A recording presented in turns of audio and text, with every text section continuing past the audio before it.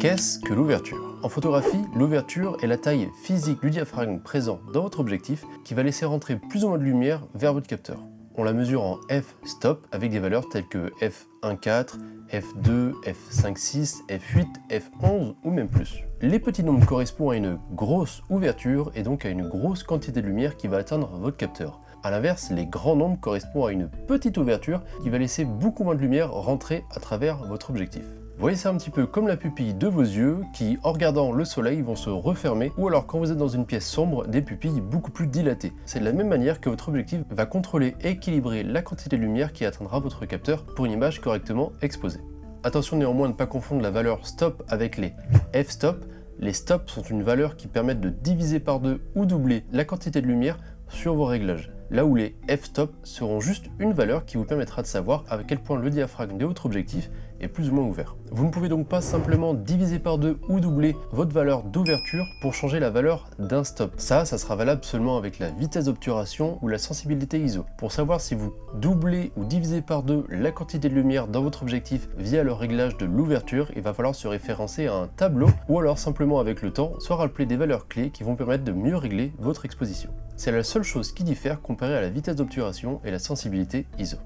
La profondeur de champ est la zone de netteté sur le point à l'endroit où l'appareil fait la mise au point. Un f-stop bas, tel que 1.4, 2.8, 3.5, correspond à une faible profondeur de champ, ce qui permet d'avoir un premier plan et un arrière-plan flou. Une petite ouverture, telle que f8, f11, f22 ou même plus, correspond à une profondeur de champ très petite, ce qui vous permet d'avoir un premier plan et un arrière-plan beaucoup plus net. Aussi, à garder en tête, plus votre objectif est près de votre sujet, plus la zone de netteté sera petite. Ce qui va créer un effet de flou prononcé devant et derrière, et on appelle ce flou le bokeh, qui vient du japonais du même mot, qui veut dire flou et qui désigne la texture de flou que vous allez retrouver en arrière-plan. D'où l'importance de trouver les bons objectifs qui correspondent à vos attentes en termes d'esthétique de flou. Comment puis-je contrôler l'ouverture sur mon appareil photo? Pour contrôler l'ouverture de votre objectif, il va falloir passer sur le mode priorité à l'ouverture, qui est un mode semi-automatique, souvent désigné par la lettre A ou AV dans les menus ou la molette de réglage. Ce mode-là va donc vous permettre de prioriser l'ouverture par rapport aux autres réglages et laisser la caméra calculer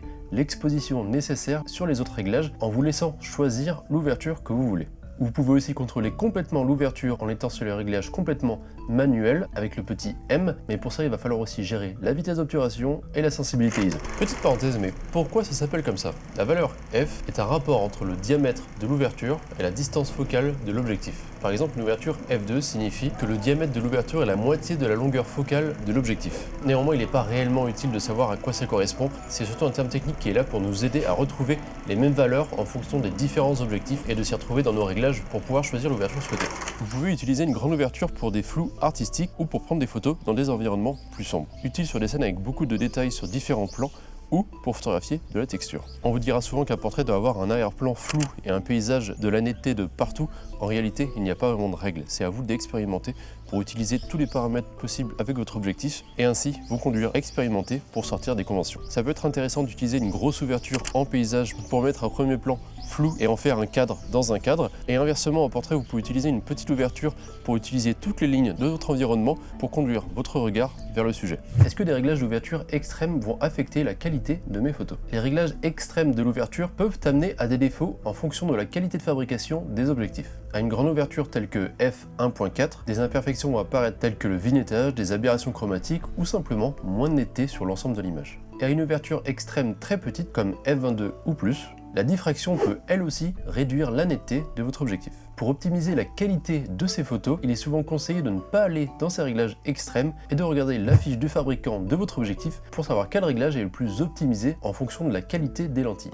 Par exemple, j'utilise très souvent mon Sigma 35 mm f1.4 que j'utilise ici pour filmer à une ouverture de f2 2.8 pour compenser la perte de netteté que je vais avoir à f1.4. Ça peut être donc parfois une bonne idée de compenser avec un autre réglage pour gagner en qualité avec l'ouverture. Typiquement avec une photo en basse lumière, je vais peut-être avoir besoin d'une ouverture à f1.4, ça m'est arrivé des fois lors d'événements, sauf que dès que mon sujet est assez loin de mon objectif, je vais beaucoup perdre en netteté, et même si je fais la mise au point assez loin sur lui, à plusieurs mètres, mon sujet risque de ne pas être très clair sur la photo. Pour ça, je vais préférer augmenter à f2.8, quitte à perdre un petit peu en vitesse ou monter mes ISO pour regagner ça en qualité. Ou alors simplement combler cette baisse de netteté en me rapprochant moi-même du sujet, et ainsi je vais pouvoir continuer de faire mes photos à f1.4 pour avoir un sujet qui est relativement proche de mon objectif et encore une fois optimiser la netteté sur ce dernier. C'est comme ça que vous allez pouvoir jongler entre les différents réglages et ensuite garder la volonté artistique dans vos photos.